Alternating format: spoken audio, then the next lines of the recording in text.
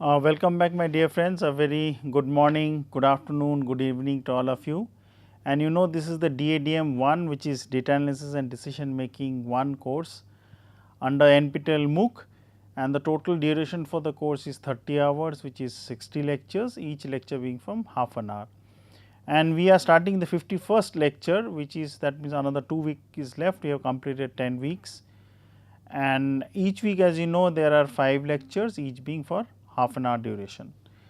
And each week after the first set of 5 lectures, then again 10, then again 15, you do take one assignments related to the week of classes, set of classes which has been done, and obviously there would be one end SEM or end final examination for, as usual, for this course. And my name is Raghunandan Sengupta from the IME department, IIT Kanpur.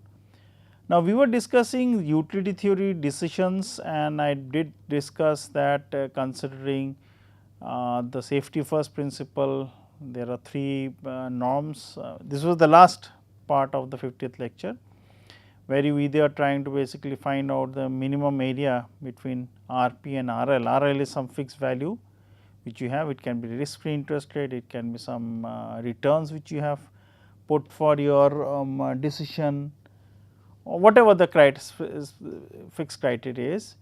And RP I am using as a so called random variable denoting the sum of sum of the decisions which you are going to take. You are investing money, taking a decision for any engineering design or any mechanical design, whatever it is, your decision is based on the fact that it will be less than some cost or within the stipulated error, or it would be within the stipulated deadline, whatever it is. Now, we will consider, and then obviously in the second part of the safety first principle, we consider maximizing the expected value of the total return, and in another other case you will try to basically push forward the RL, the stipulated value which is there. I am sorry, I will just close it, which is there, such that the overall distribution moves on to the right. Now, then we considered that considering different RL values would be there, how you can rotate the distribution, or you can shift parallelly the so called best fit line in order to find out the RP star, which will give you the so called best set of returns or best set of expected value or minimum set of variances, whatever you are looking at. So, today in the 51st lecture we will start something to do with the loss functions and their implications, and then go into the discussions of that how loss functions can be used in multivariate analysis.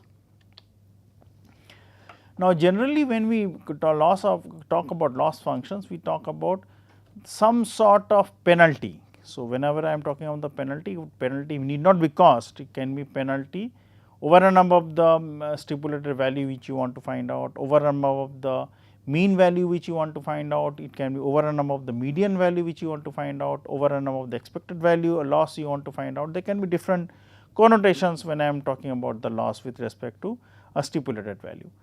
So, generally we will consider that for any distribution, whether it is univariate, whether it is multivariate, we have theta, which is the parameter from the distribution. Say for example, for the normal distribution it will be mean and variance. So, that is there are 2 parameters. For the exponential, considering a value is not there, there would be one parameter.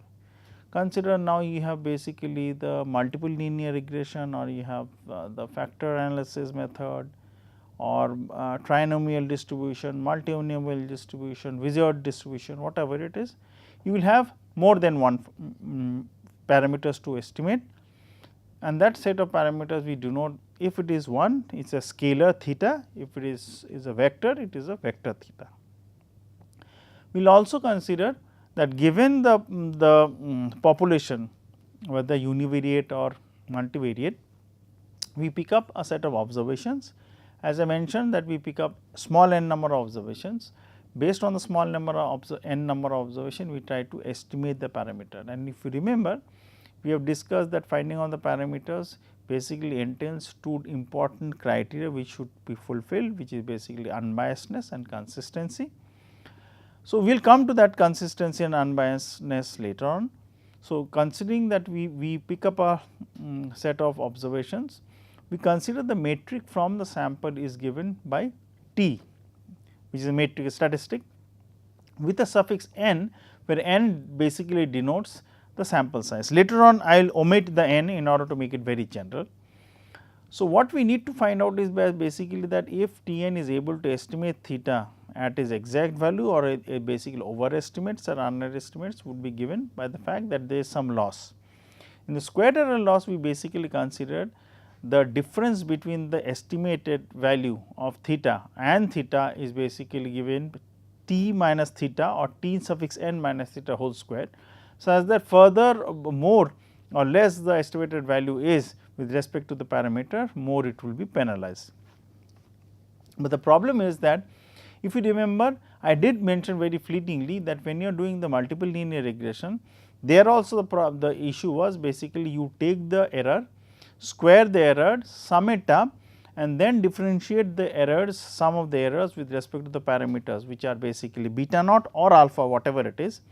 Then you basically differentiate with beta 1, beta 2, beta 3, put each of them is equal to 0, find out the estimated values of alpha by alpha hat, beta by beta hat, and then basically proceed to find out that how good or bad the estimation or the forecasting values of y's are. Y is basically the predicted value, y hat would be the predicted value for y, which is basically the dependent variable which you want to study using the independent variables x1 to xp. P means the number of such random variables which are there, separate random variables. So, when we are talking about the squared error, if you notice down here, so this is basically the loss function which we denote, this is a functional form, and we take the squared errors as in this form, which means that if I am measuring theta along this direction and L of theta lambda, sorry, L of lambda. So, theta is basically T minus theta, this lambda, which is the difference in the actual value or the estimated value or the estimated value actual value, whichever you denote. And is a squared error means on the positive side also it increases quadratically, on the negative side also it increases quadratically. So, if I go some distance onto the right and some distance onto the left, the value of the loss is basically equally penalized. So, that is why it is known as squared error loss, and it is equally penalized loss function.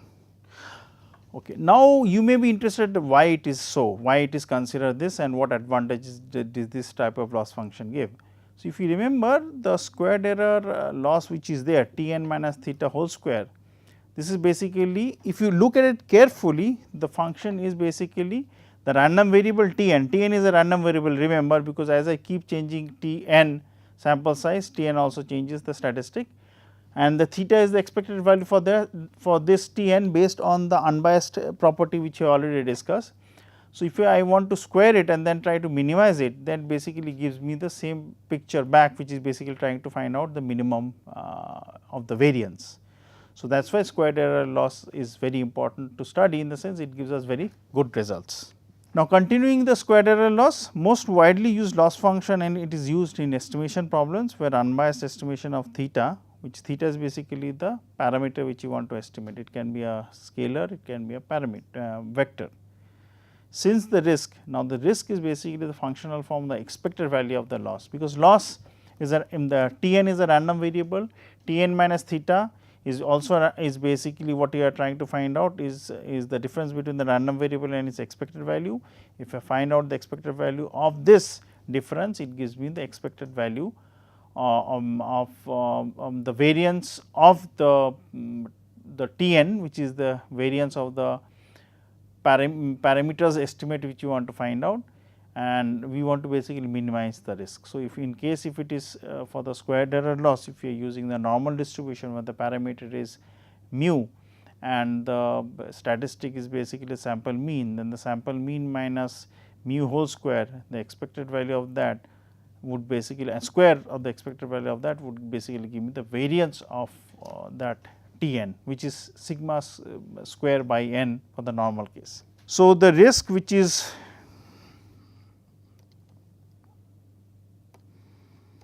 which risk which is Rn theta is given by expected value of the loss, which is expected value of the square error loss, is the mean square error of T n, which reduces to the variance, as I was telling, of T n subject to unbiasedness. So, if it is unbiased, which means expected value of T n is theta, then difference between T n minus is expected value, which is T n minus theta whole square. Expected value of that again basically becomes the variance. So, this is very important to note what I have been talking about, why the squared error loss is important.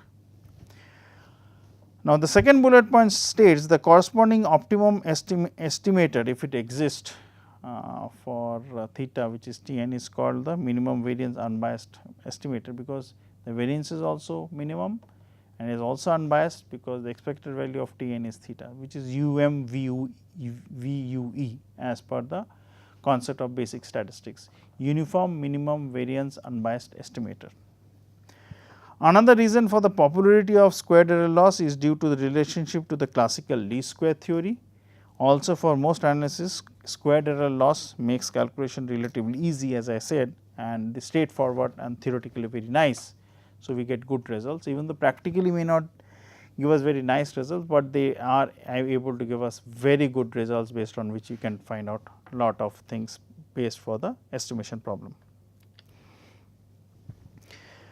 So, to continue loss functions discussions, a generalization of the squared error loss, which is of interest to many of us, which is used for our studies, is known as the weighted squared error loss. Now, if you remember, for the squared error loss, what we are doing is that we are trying to find out the difference with the estimated value and the parameter value, squaring it up and summing it up in a case we need to find out, and then find out the expected value, which is the risk. Now, in case if we give weights, so weights can be given both on the positive sides and the negative sides. That means, T n minus theta is positive or T n minus theta is negative, based on that we can give weights. So, this is known as the weighted squared error loss function, which has attractive features of allowing the squared errors to be weighted by a function depending on what we think is the importance of the loss function to be studied. So, let me make one slide and try to basically discuss how it will look like. This is where what I said is the weighted squared error loss function. So, if you consider squared error weighted one, it would look like this. So, this is x axis is the difference between the estimate and the parameter. So, I will try to draw all the three graphs, even though it may not be possible. Let me try. Let me first use the axis as black, so it will be easier for me.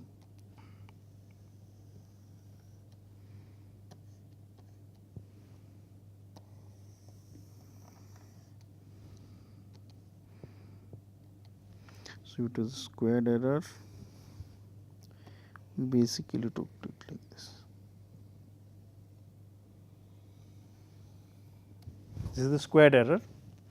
If you want to give weights both onto the left or right, have to use the green color. Maybe it's basically a bowl sort of thing, which will basically be tilted.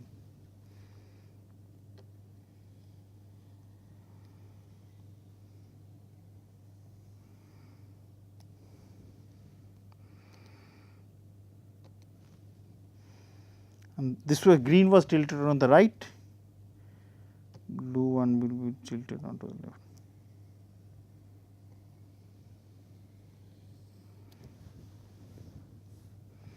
So, for the same level of, if you consider this line, if you consider this line,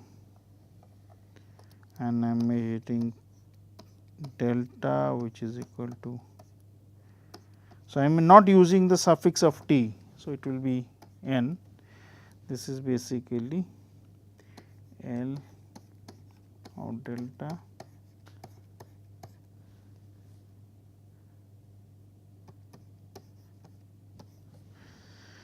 So, the height which I have, let me use a highlighter.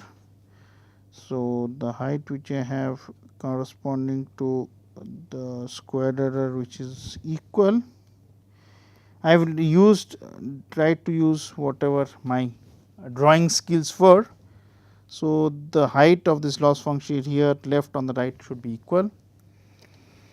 If I use let me use again the yellow color, but let me erase it.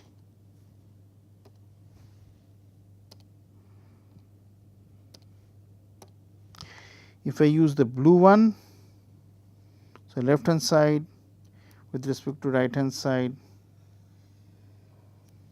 the errors on the right hand side which is more penalized. Let me again erase it, and I go to the green one. So, the left hand side which is underestimation would be more penalized than overestimation. So, we are able to utilize the squared error using the weights. So, in the case when the weights are more or less, you will basically have the squared errors being tilted more onto the left or to the right. Now, consider the loss function which is again quadratic or weighted quadratic, but based on the fact now it is basically a multivariate problem. So, consider that there is there are random variables basically formulates and gives us some loss function, and the random variable or the set of random variables are basically I am considering n here for which is basically p or k. So, we should not be confused about that, and consider theta is basically a vector consists of theta 1, theta 2 till theta n or theta p, whatever it is, and the theta is basically bold in this, which is the vector. Now, its corresponding value from the sample, which is the sample statistic t, which is also bold, is also a vector consists of the values t 1 to t n. So, here n does not imply the sample size, basically technically is p or q, it should have been p and q, whatever. And let us consider that q is basically a positive definite matrix of size n into p. Here n is the sample size, p is the number of random variables. So, it is basically a positive definite matrix, and what we need to find out is basically a loss function which is a squared error in terms of the multivariate cases. So, what we are doing is that we are going, if we give weights, q's are basically the weights are or the parameter values of theta are such that the weights we give to the squares of each individual differences between the statistic and the corresponding parameters, if they are equal, then obviously the q matrix, the cell value should be equal in all respect. In case if q matrix the cell values are unequal, so they will give unequal weights to the difference between the square of t minus theta. Hence, we will basically have the unequal weighted squared errors, but in this case we will find out the squared errors are corresponding to a multivariate case. We can have problems in order to solve them. Another loss function which is quite popular is known as the linear loss function, and as the word mentions, it is linear in nature, not quadratic as we have considered. When the utility function is approximately linear or the loss function is linear, they tend to be linear in nature, and it is of this form. So, what we see is that the loss function is basically the difference between the parameter value and the estimated value. Parameter value is theta, estimated value corresponding to theta is t suffix n, n is the sample size, or t delta is basically, delta is the function which basically denotes the difference between t and theta, and you give weights to both overestimation and underestimation. In case if theta minus t n or t n minus theta, whichever way you look, is greater than 0, that is on the right hand side, then you will give some weights which is given as k 1, and if it is on the left hand side such that theta minus t n is less than 0, you give a weight of K2. Now, in case K1 and K2 are equal, it is 1, you will basically have a 45 degrees line both ways. So, this is what I will basically demonstrate. So, here and come to that picture very soon. The constant K1 and K2 initially can be considered to be reflect the relative importance we give on the weightages corresponding to overestimation and underestimation.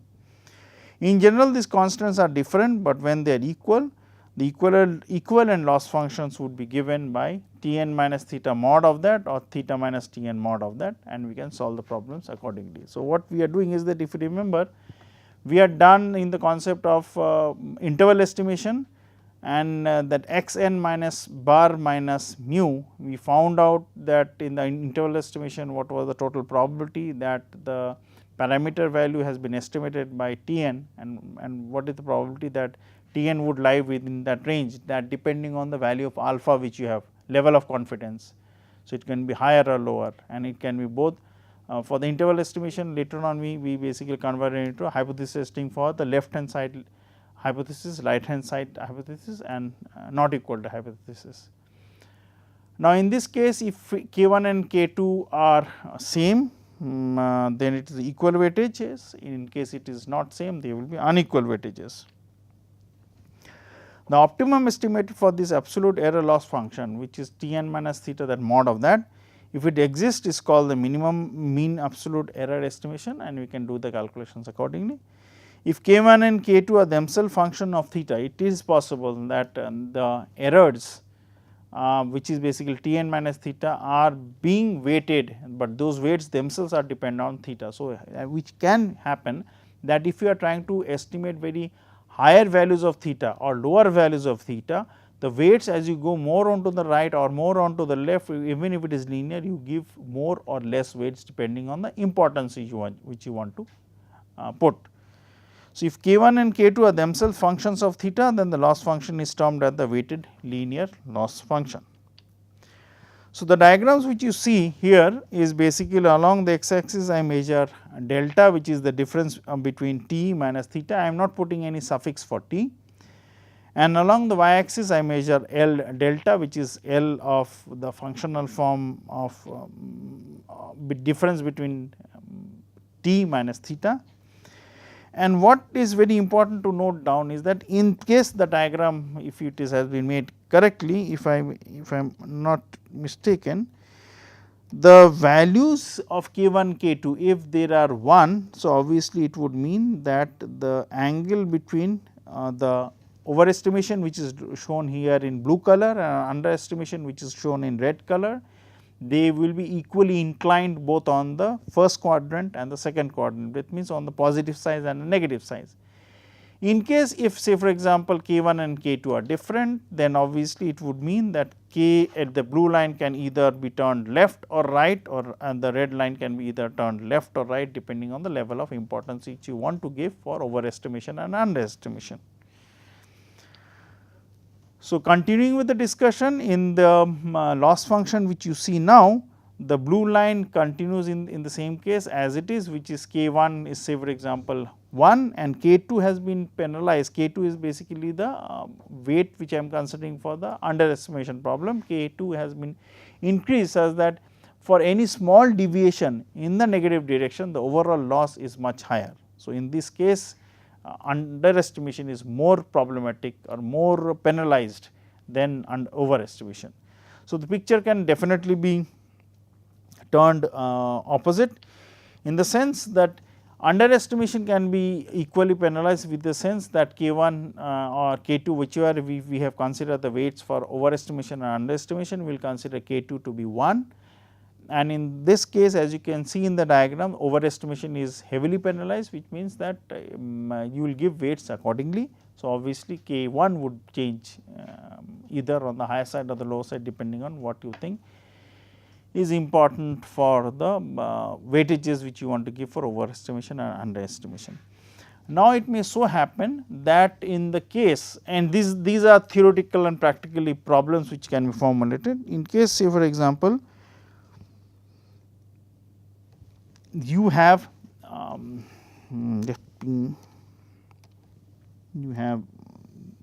this overestimation, underestimation being equally penalized would basically have, I will use the same colored for. So, this is overestimation, this is underestimation, this is overestimation, both equally penalized, which I have drawn separately, but I am just combining them. Underestimation being more penalized, overestimation being less penalized, and then we will consider overestimation being more penalized, underestimation being less penalized. But it will also may mean, so this actually gives in the diagram, okay, I should also write this is basically delta, this is L of delta. So, it would also mean that they are independent on theta domain. So, in case theta also comes into the picture, weightages are to be given. So, it may happen that for some value of theta here or here, both for the positive and negative side, this overestimation being less penalized, suddenly the picture may change, where for a certain values of theta more than the stipulated values which you had, then in that case that overestimation can be more penalized. Similarly, it may happen here for the blue one, it is possible that then it can be more penalized. So, this will depend on what type of functional form which you have. Now, another loss function which we will consider is the 0-1 loss function. So, this is the form that if the difference between the estimated value and the predicted value is within a range. So, this range, this epsilon gives us some indication about the alpha value for interval estimation, which we have just discussed now, and we have been discussing in the interval estimation problem. If it is equal to between that it is more than that epsilon, you will give a weightage of 1, otherwise you will give it a weightage of 0. Here the risk would be given by the probability of the difference between t minus theta is being greater than epsilon. This refers to the large deviation probability, and the optimality of an estimate t suffix n whatever it is interpreted in terms of minimization of this probability or in terms of the fastest rate of decline with n of this probability. So, as n increases, the interval shrinks, in the sense the estimated value of T n gets closer to theta, both it can be random, it can be on the left hand side, on the right hand side. So, basically it approaches, the difference approaches 0, which means T n basically approaches theta.